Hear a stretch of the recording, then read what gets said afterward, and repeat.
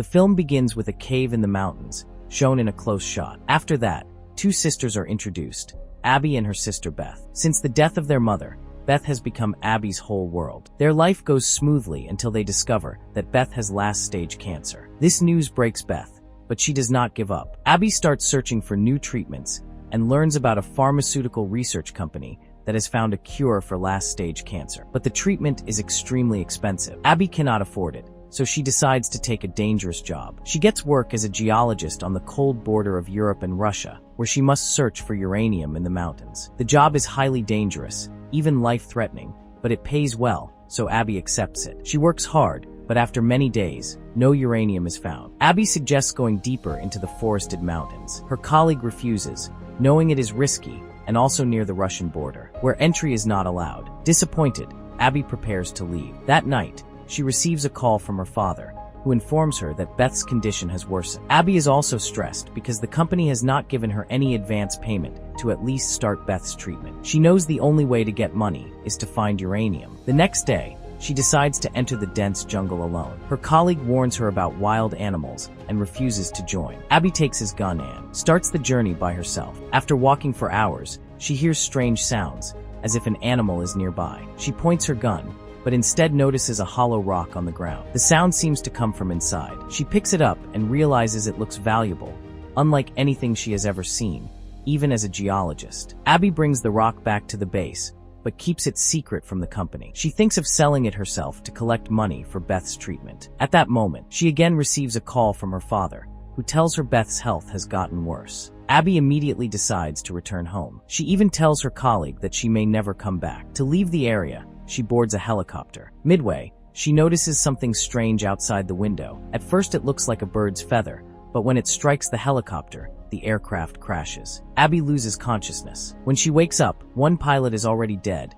and the other badly injured. She gives him first aid and searches for a radio to call for help, but the radio is missing and the helicopter's communication system is destroyed. Realizing she cannot call anyone, Abby panics. Now she must save herself and the pilot on her own. She checks the map and compass and finds the nearest road is about 60 kilometers away, a difficult distance in such weather and condition. At night, she lights a fire hoping someone will notice, while trying to keep the pilot warm. But her efforts fail. Pilot dies before morning, and nobody sees the fire. Abby realizes waiting for help is useless. She collects supplies, food, a gun, and a radio walkie-talkie, then begins her journey. The walkie-talkie signals are very weak because of low battery, so Abby charges it using the helicopter's battery. Suddenly, she hears the voice of a man named John. He also crashed in a helicopter nearby. John explains that he is near a lake and forest, but his condition is bad. His body is partly paralyzed, and his leg is badly injured. His communication system is also destroyed,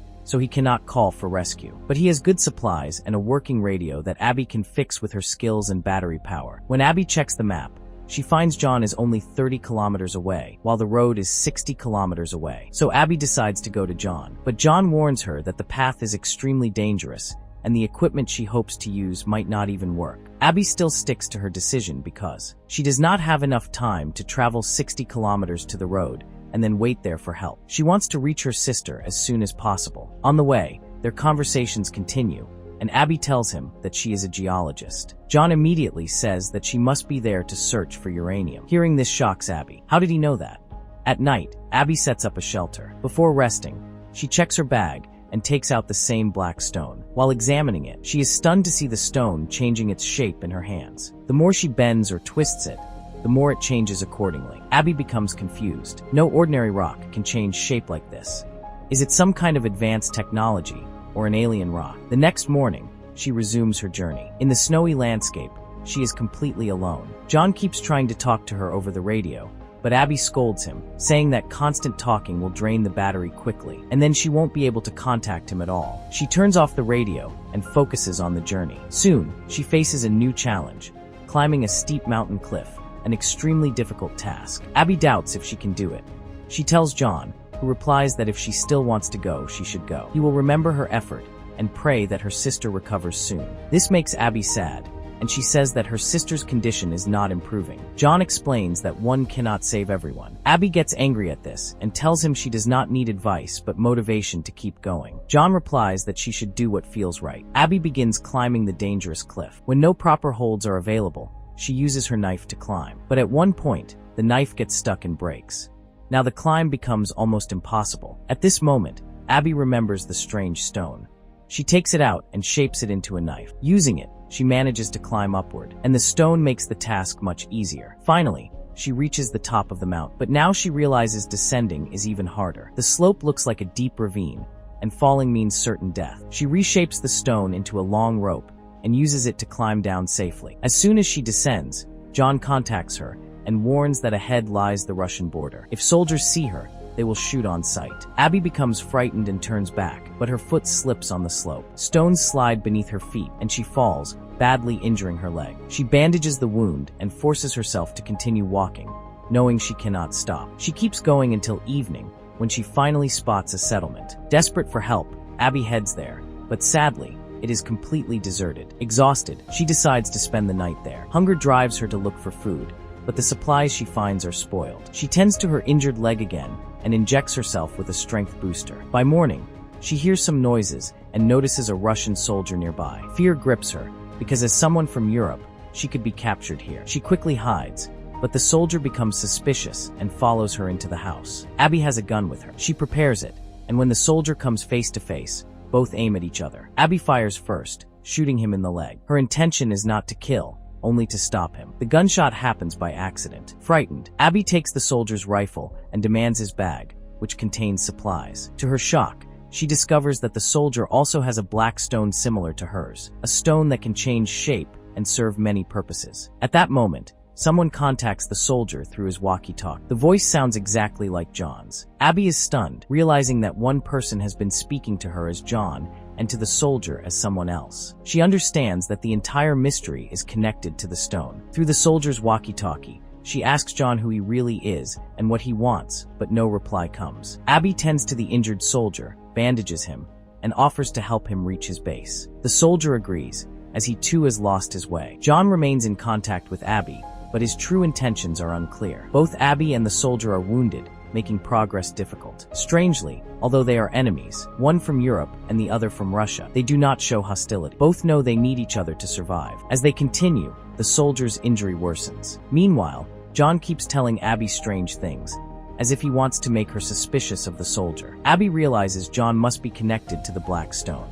In fear, she throws her stone away. At the same time, she sees the soldier fall through broken ice on the lake. Abby wants to help, but the ice beneath her also breaks, and she falls into the freezing water. The icy lake numbs her entire body, yet she manages to crawl out, barely alive. She screams for help, but nobody comes. She saves herself by removing her wet clothes to preserve body heat. Suddenly, John's voice reaches her again. In anger, she even throws away the radio battery, but she still hears him. Exhausted and injured, Abby finally falls asleep. In her dreams, she remembers all the beautiful moments spent with her sister. She wakes up to the sound of a helicopter. Overjoyed, she struggles to stand, hoping to signal for rescue, but she is too weak. Nearby, she sees a car and collapses beside it, unconscious. Rolling down, her body falls into a cave, the same cave shown at the beginning of the film. Inside, hot water revives her. In the cave, she sees a skeleton in a pilot's uniform with the name John written on it. The realization shocks her. Was John, whom she has been speaking to all along, already dead? Meanwhile, glowing black stones rise from the water and merge with her body. When Abby regains consciousness, she finds herself in a strange place surrounded by countless floating black stones. John's voice echoes again. He explains that 65 years ago, he too arrived here like Abby and became trapped. Listening to him, Abby understands that none of this is an accident. The stones themselves caused the helicopter crash. They are not ordinary rocks but alien beings, or some kind of ancient creatures that have lived on Earth for thousands of years. These beings require humans to survive. Unlike other aliens, they do not harm or kill. Instead, they keep humans with them by choice. John had willingly surrendered himself, and the stones gave him a form of life, but not human life. John now asks Abby if she also wants this kind of existence. Abby refuses, saying she only wants to return to her sister. The next moment, Abby magically finds herself in front of her home, far away from all the dangers. Everything looks perfect. She enters and sees her sister, happy to meet her. But in truth, none of this is real. The aliens are showing her illusions. In reality, Abby is still standing outside her house in a snowstorm. She steps into the storm, the scene blurs, and in a flash, it is shown that Abby has been rescued. When she opens her eyes, she is in her friend's apartment. Without wasting time, she rushes to her sister. At home, she sees Beth taking her last breaths. The aliens fulfill Abby's one true wish, to be with her sister at the end. The movie concludes with Abby, her sister, and her father together. Following John's words, she accepts death and prepares herself for the loss of her sister. With this emotional scene, the film comes to an end.